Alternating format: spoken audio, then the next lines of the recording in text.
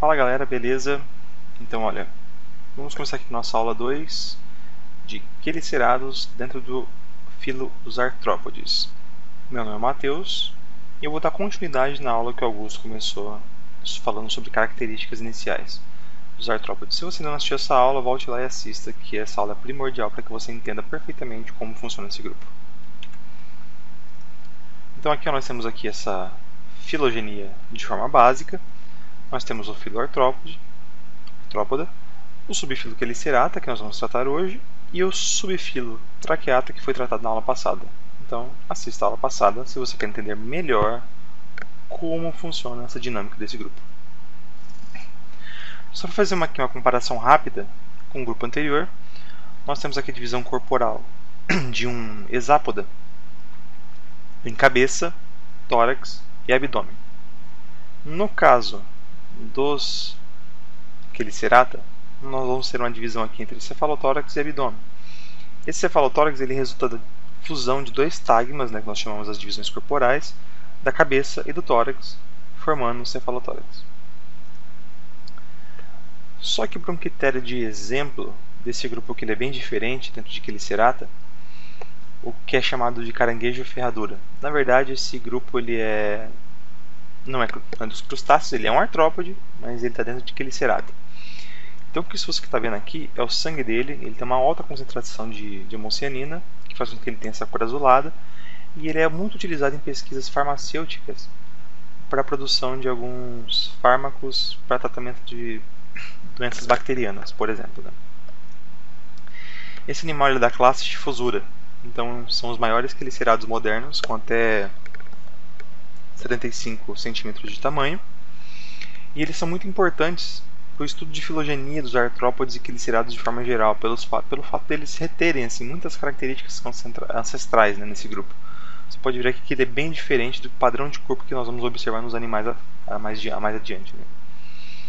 Então aqui, falando especificamente do subfilo quelicerata, ele tem muitas espécies atuais, aproximadamente 70 mil, com espécies da maioria terrestres, com algumas espécies, assim, poucos indivíduos, um indivíduo ou outro marinho. Eles não possuem antenas diferentes do grupo anterior, que é uma característica aqui já que nós temos para diferenciar.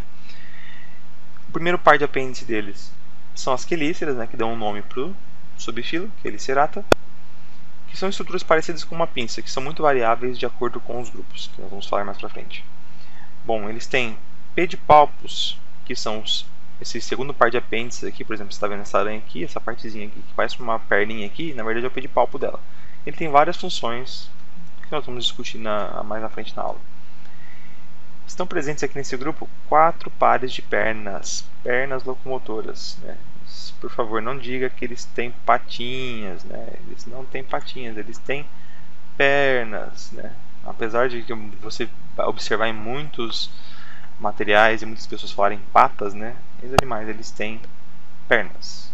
Nós chamamos de pernas. Então, como eu adiantei já, que nós temos o corpo dividido em cefalotórax e abdômen. Um abdômen bem proeminente aqui no caso das aranhas, você percebe que ele é bem grande e sem divisões de segmentos.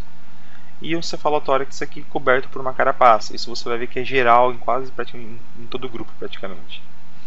Uma quelícera também bem proeminente, no caso das aranhas aqui, você vai ter grupos como por exemplo o solífuga, que tem uma quelícera enorme.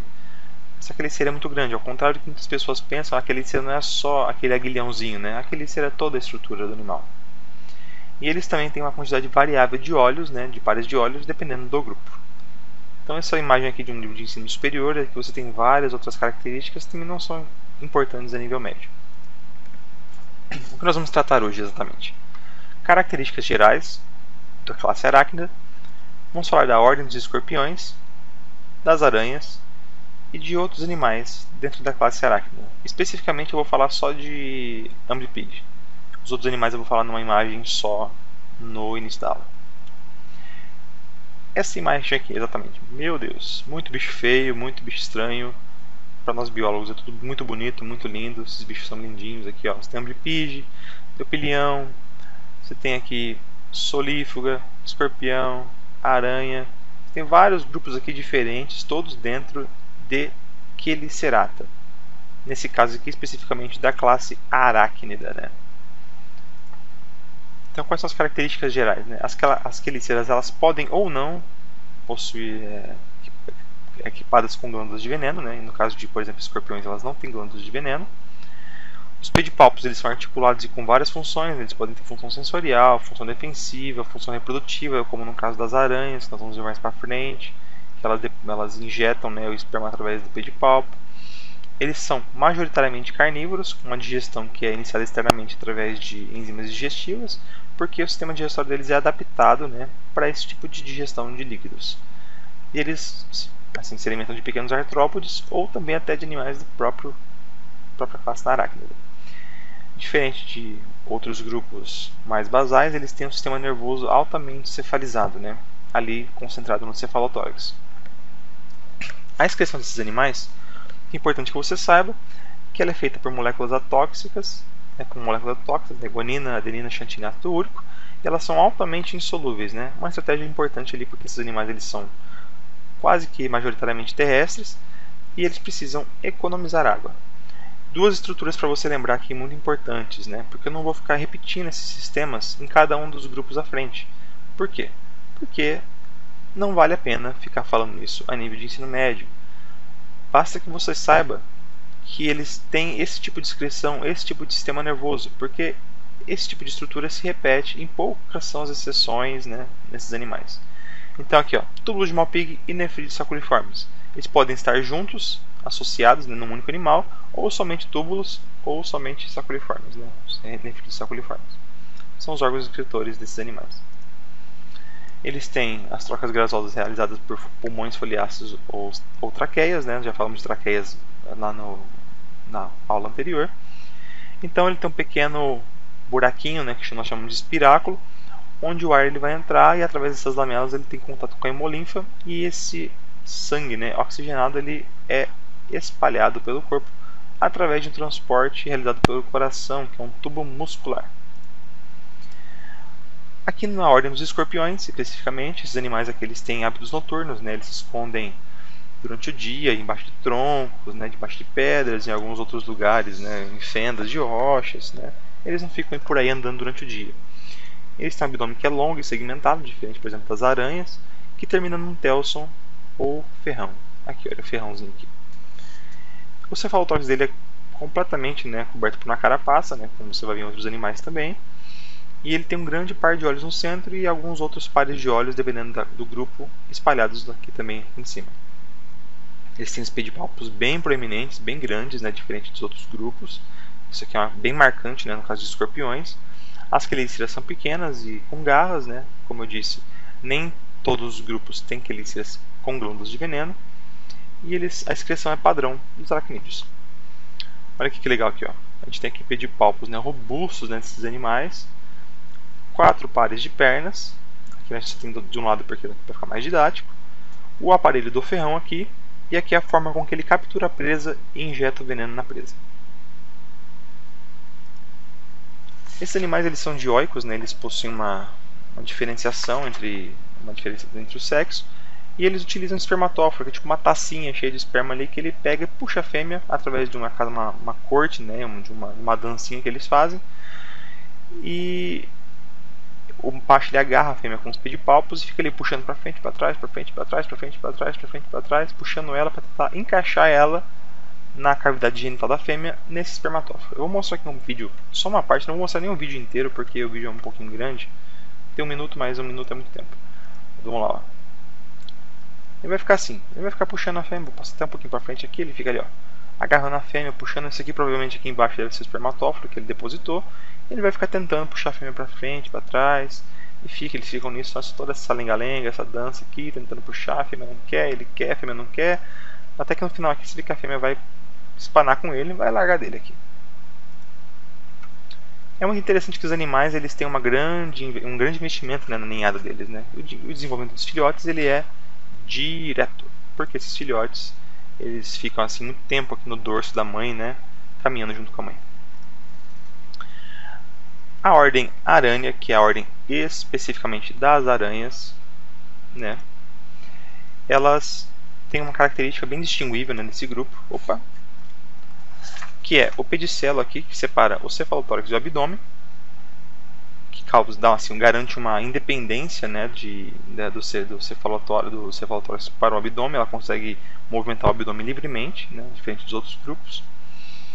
E elas possuem apêndices tecedores de ceia na parte posterior do abdômen, que são as fiandeiras. Eu vou mostrar mais à frente uma fotinha das fiandeiras para vocês verem. E elas geralmente possuem 4 pares de olhos, né? No caso de Loxosceles, né, a aranha marrom, ela tem 3 pares de olhos, então pode ser variável dentro do grupo. Aqui algumas estruturas importantes aqui que eu marquei, eu circulei assim, com antecedência, para a gente falar aqui. A gente tem aqui o pulmão laminar, o espiráculo, que dá abertura para o pulmão. A gente tem uma traqueia aqui também. A gente tem a estrutura da fiandeira, são 4 fiandeiras aqui, né? Não é a fiandeira, né? São 4 fiandeiras aqui, apêndices. Os túbulos de Malpighi, que vão ali absorver as excretas e depositar aqui na câmara cloacal para formar as fezes. Um coração tubular musculoso, né? Que vai bombear o sangue. O pedipalpo articulado, que pode, no caso do macho de aranha, ele tem a função de depositar o esperma.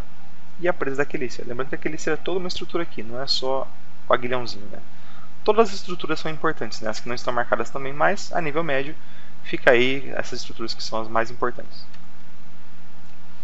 A produção das sedas das aranhas, essa seda é composta basicamente é uma seda proteica, né? Composta de glicina, alanina e serina. E elas têm vários usos para as aranhas, né? Não especificamente somente para captura de presa, né? Tem alguns grupos que produzem teias, mas não capturam presas. Pode ser ali até para o macho, né, testar ali a fêmea. Ele vai lá dar um tapãozinho assim na teia e ver se a fêmea está disposta a copular com ele. Se não estiver disposta, né, então ele nem se aproxima. As quelíceras, que são equipadas, né, com ali glândulas de veneno, que se abrem na ponta de um aguilhãozinho, né, é uma característica exclusiva das ordens das aranhas aqui, da ordem aranha. Após logo a captura dessas presas, elas picam com a quelícera e injetam veneno. Aqui dá para ver mais detalhadamente aqui, ó, os olhos aqui, né, os olhos principais, esses grandões aqui na frente, né, ela passou um rímel aqui, a aranha. Tem aqui o pedipalpo, você consegue ver a quelícera bem grandona aqui, e aqui você consegue ver a quelícera de forma bem fácil aqui. Essas aranhas, elas são dioicas, né, também possuem uma diferenciação de sexo. Aqui é bem fácil de observar isso, porque você vê uma aranha fêmea aqui bem grandona e um macho bem pequenininho aqui do lado. E esse macho, ele possui um pedipalpo que é modificado para injetar o esperma na cavidade genital da fêmea. Esse pedipalpo ele tem um reservatório de esperma, um duto e um órgão que penetra na cavidade genital. Então esse macho geralmente também, muitas vezes ele é comido pela fêmea também, porque a probabilidade de que ele encontre outra fêmea para copular é muito pequena, então nem compensa ele sair por aí a esmo procurando uma outra fêmea. Então é melhor que ele garanta ali poucos nutrientes, né? São bem poucos, né, para a fêmea, quase não faz diferença, mas pelo menos ele garante alguma coisinha para a fêmea. Essas estruturas que as fêmeas formam após a cópula, né, elas vão botar os ovos e depois depositar o esperma por cima para fertilizar. Elas fecham, né, ele com seda, formam tipo um ovinho ali. Nós chamamos esses ovinhos de ootecas. Aqui para falar da ordem Ambipyge, você já deve ter assistido Harry Potter. E aqui, ó, olha que bonitão aqui. O Ambipyge aqui, ó, na mão desse senhor, sofrendo a maldição Crucio, né? Para quem assistiu Harry Potter lembra da maldição Crucio, ele aplica a maldição Crucio aqui nesse animal, ele todo se contorcendo lá. Coitadinho do bichinho, porque ele não faz nada de mal para ninguém. Ele é totalmente inofensivo. Você pode pegar na mão ali, mas cuidado na natureza, né? Cuidado, sempre cuidado. Sempre que você for tentar mexer com o animal, procure ter algum profissional por perto. Mas essa aqui é a estrutura desse animal aqui grandão aqui. E não muda muito em relação aos outros grupos, né? É quase praticamente a mesma estrutura corporal, tirando que algumas modificações de apêndices, né? Algumas modificações aqui, por exemplo, você vê o abdômen dele que é segmentado. Então você tem algumas modificações, mas nada muito fora do padrão. Então vamos fazer uma questão rapidinha aqui de vestibular, né, da PUC-SP, para vocês dar uma treinada, né? Vamos lá. Abaixo encontram-se descrições feitas por um estudante a respeito de 2 artrópodes. Vamos lá, observação 1. Tem um par de antenas, 3 pares de pernas e possui 2 pares de asas. Tem antena, não é quelicerata. 3 pares de pernas, não é quelicerata. 2 pares de asas. O que é provavelmente isso aqui? Provavelmente é um hexápoda. Né? Eu falo provavelmente, tenho certeza que é um hexápoda, mas estou falando provavelmente. Então, aqui na descrição 2, tem corpo dividido em cefalotórax e abdômen. Matou. Quelicerata aqui. Ó. Lembrando que pode causar alguma confusão, porque alguns livros tratam a divisão do corpo de crustácea como cefalotórax e abdômen. Mas segundo o Barnes, que é um livro de ensino superior de invertebrados, a divisão do corpo de um crustáceo é cabeça e tronco. Então aqui você poderia classificar aqui como como eu posso dizer, só com essa informação seria um quelicerata. Aí seguindo, não tem antenas. Pronto, matou. É um quelicerata, porque crustáceo tem antenas e possui 4 pares de pernas. Quelicerata com certeza. Em relação às categorias taxonômicas, os animais indicados por 1 e 2 pertencem, letra A, ao mesmo filo e à mesma classe. Mesmo filo, sim. Mesma classe, não. Ao mesmo filo, porém, a diferentes classes. Essa é a resposta certa. Vamos olhar as outras só para ter certeza. Aqui, ó. Mesma ordem, já está errado. Já arrisca. Mesma ordem, já está errado. Pode riscar. Então, pessoal, essa foi aí a aula de quelicerados, né, desse grupo de artrópodes. Se você tem alguma questão, alguma pergunta, deixe aí a sua pergunta aqui, nos comentários. Se você deseja receber um material complementar, também deixe seu e-mail que a gente pode mandar para você no nosso assim que possível. E muito obrigado pela sua atenção. Tchau, tchau.